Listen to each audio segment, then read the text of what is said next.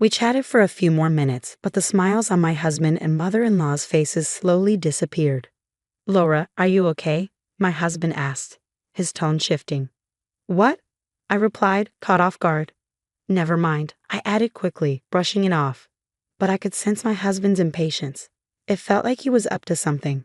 Just then, my mother-in-law abruptly stood up, clutching her stomach. "Ouch! Oh no," she exclaimed, rushing to the bathroom. "Mom, what's happening? Are you okay?" my husband called out, alarmed. "Why is my stomach hurting so much?" "This can't be. Laura, did you switch the tea?" she demanded. "I did," I admitted. "I switched it with your mother." "Why on earth would you do that?" My husband cut me off. "What's the problem if I did?" I retorted. "My name is Laura. I'm a 30-year-old office worker, and I've been married to my husband Joshua for 2 years. We met through work. He joined the company mid-career from a client I was managing. At first, he struggled to adjust to the new environment, but the next time I saw him, he had adapted remarkably well. I thought he was a clever man. As we spent more time together, we grew closer, going on dates and sharing meals. Eventually, he confessed his feelings, and we began dating officially. Our relationship progressed smoothly, and soon after, he proposed and we got married. In the beginning, our newlywed life felt perfect. Joshua isn't much of a cook, so I took charge of the kitchen, while he handled the cleaning and laundry. He even took out the trash without needing to be asked, something I really appreciated. But lately, something has changed in him. His attitude toward me has shifted. He used to follow me everywhere, craving my attention like a puppy. I often had to remind him to be patient, but now, that eagerness has vanished. The sweet tone he once used has been replaced with a distant coolness. "What's for dinner?" he asked one evening, his voice devoid of enthusiasm. "Hamburgers, your favorite," I replied. "Okay," was all he said, barely acknowledging my effort. It stung. I'd gone out of my way to make something he loves, and yet his reaction was so indifferent. He used to be so affectionate. I wonder if he'll ever be that way with me again. It's not just Joshua that's been troubling me. My mother-in-law has been a source of stress since the start of our marriage. "Laura, why didn't you prepare any snacks?" she once complained. "I'm sorry, but you dropped by unannounced," I explained. "Still, you should always be prepared," she snapped back, always finding fault with me. "No, that can't be." Up until recently, my husband had always defended me, standing up to my mother-in-law whenever she criticized me. But now, he started to join her in picking on me. "I really don't think Laura is considerate, do you?" he asked her one day. "It's a wife's duty to always be prepared when my mother comes over," she chimed in.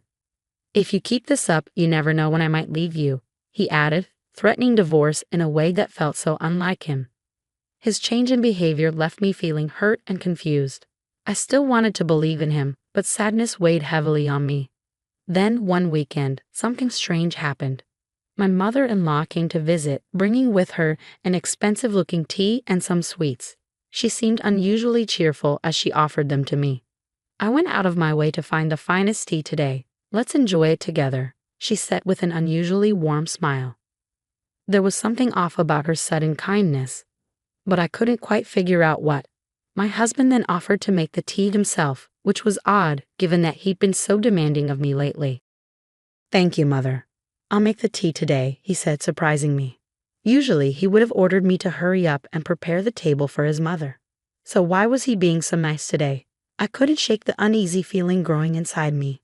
He handed me a cup of tea with a grin, and my mother-in-law leaned in to inhale its aroma.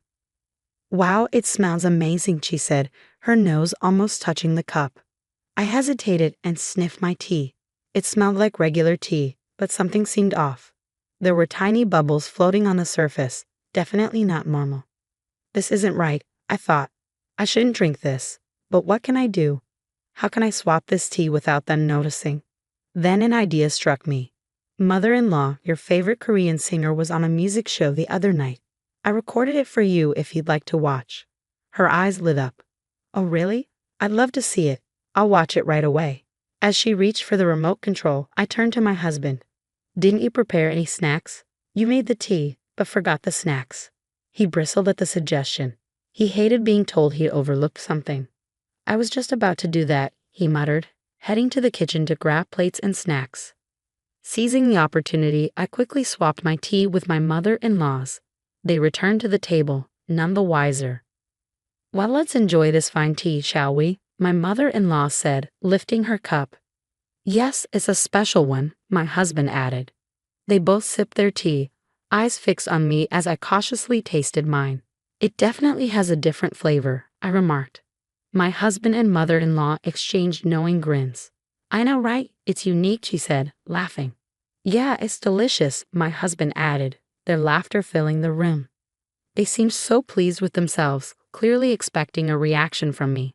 I could only think, they must have put something in this tea.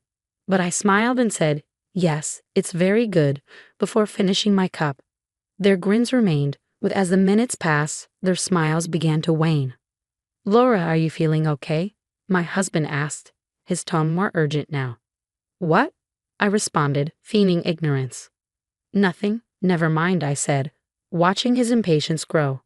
He must have planned something, but then suddenly my mother-in-law shot up from her seat, clutching her stomach. "Ouch! Oh," she cried out, rushing to the bathroom. "Mom, what's wrong? Why is my stomach hurting so much?" "Oh no, no way," my husband stammered, panic creeping into his voice. "Laura, you didn't switch the tea, did you?"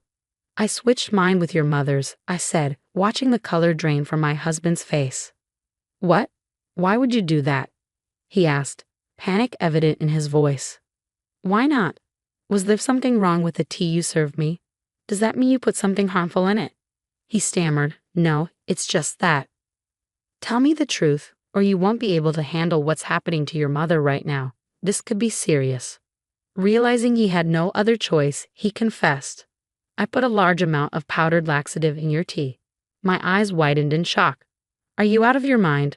Of course, she have an upset stomach, and in large quantities it could be dangerous, even fatal." His face turned ashen. "Really? Oh no, call an ambulance." Without hesitation, I dialed emergency services, and soon my mother-in-law was being rushed to the hospital, my husband frantic as he followed her out the door. Once they were gone, I took the tea he had laced with laxatives and carefully poured it into a water bottle. I knew I needed to keep it as evidence. "I'll take this to the police and file a report," I decided. While my husband and mother-in-law were at the hospital, I packed up my belongings, knowing it was time to leave this toxic situation behind. I called my parents and asked them to help me move my belongings. Once everything was packed up, I headed to their house. Shortly after arriving, my phone rang. It was my husband. "My mom's in bad shape," he began, his voice strained. "She has to stay in the hospital for a few days, so I need you to bring her a change of clothes and some other things, okay?" I was stunned by his request. "What? Are you serious? I'm not doing that." "Hey, you can't just refuse. My mom's in trouble. You're my wife. You should at least do that." "I can't do this anymore," I said firmly. "I'm divorcing you." He was silent for a moment before responding, "Divorce? I see. If you're insisting on a divorce, then I guess I have no choice. But since you're the one asking for it, don't expect a share of our property." I couldn't believe what I was hearing. "What are you talking about? This is on you. You're the reason I'm filing for divorce, and I'll take what's rightfully mine." "Don't be ridiculous. You won't get a dime from me. The divorce was your idea. This isn't my fault." His words made my skin crawl. "You're delusional. You tried to force me to drink a cup of laxative tea. How can you possibly think you're not at fault?" I wanted to remind him that I had solid evidence against him, but before I could say anything, he abruptly hung up. "Fine. I thought I have plenty to do, like finding a lawyer. I'll deal with him later." In the days that followed, my husband bombarded me with messages, demanding to know why I'd taken all my belongings and accusing me of abandoning the house. He even complained that the place was falling apart without me to do the chores. "Didn't you say you wanted a divorce?" I texted back. "You'll have to take care of the house on your own once it's finalized." I had so many things I wanted to say to him, but I held back until I had secured a lawyer. Then, not long after my mother-in-law was discharged from a hospital, my husband and his parents showed up at my parents' house. Their expressions were grim. "Divorce is out of the question," my husband announced arrogantly, "but I'll comply if I must. You didn't even visit my mom in the hospital after what happened, and then you just left, taking all your things. How can I stay married to someone like that?" My mother-in-law shot me a nasty look, and it was clear they only told their side of the story to my father-in-law, who seemed to believe them. Laura, my father-in-law began, I think you're being a little selfish. I almost laughed at the irony. My father-in-law was the only sane person in that family, and I knew he would see things differently if he heard the whole story. I took out my phone and played an audio clip for everyone to hear. I had actually planted a large amount of powdered laxative in Laura's tea, my husband's voice confessed. The room fell silent as the gravity of the evidence sank in. My husband and mother-in-law's faces drained of color, their earlier bravado evaporating. How did that conversation come about? My husband stammered, realizing he had unwittingly sealed his own fate. Father, I began, turning to my father-in-law. I felt I was in danger. I quickly switched my tea with my mother-in-law's. Moments later, she started suffering from stomach pains. She has always bullied me, and though Joshua used to defend me, recently, they've been ganging up on me. This time, he crossed the line. My father-in-law's face turned crimson with anger as he glared at my husband and mother-in-law. Joshua, what's going on? Were you really bullying her too? Caught off guard, they both struggled to explain themselves. No, wait, Dad, it was just a joke, my husband stammered. Laura wasn't feeling well, so I thought it'd be funny to mess with her tea. It was just a harmless prank. I wasn't bullying her. And I was just playing around, my mother-in-law chimed in. It wasn't bullying. My father-in-law wasn't buying it. Whether you think it's a joke or not, this kind of behavior is unacceptable. Do you really think you can get away with this? I took a deep breath, knowing I had one more card to play. This explains why Joshua's been so terrible to me, I said, reaching into my bag and pulling out an envelope. I spread its contents, photographs, across the table. My husband's face turned even paler as he recognized the images. Did you think I wouldn't find out? I continued, my voice steady. Your behavior was so suspicious that I hired a private investigator. I didn't want to believe you were having an affair, but the evidence speaks for itself. You were probably hoping to push me into asking for a divorce first, weren't you? My husband was sweating now, visibly shaken. He knew I had him cornered. I reached into my bag once more and produced the divorce papers, placing them in front of him. No matter how foolish you are, you must realize that in this situation you have no advantage. Sign these, and maybe we can avoid making this even messier. He stared at the papers, his hands trembling, as the reality of his situation finally set in. Of course, I'll be seeking alimony, and I expect a fair share of the property. And just so you know, I'll be reporting you for assault for planting the laxative, I said, my voice steady. My husband's eyes widened in panic. The police? Wait, don't you feel any sympathy for Joshua? Sympathy? For what? I retorted. It's not just Joshua who's at fault. You're just as guilty, mother-in-law. He was working with you. Wait a minute. Why should I be arrested? It was Joshua who put the laxative in the tea, she protested. Mom, you were part of the scheme. Don't try to shift the blame entirely onto him. What? You think I helped because you found a new potential husband, she shot back.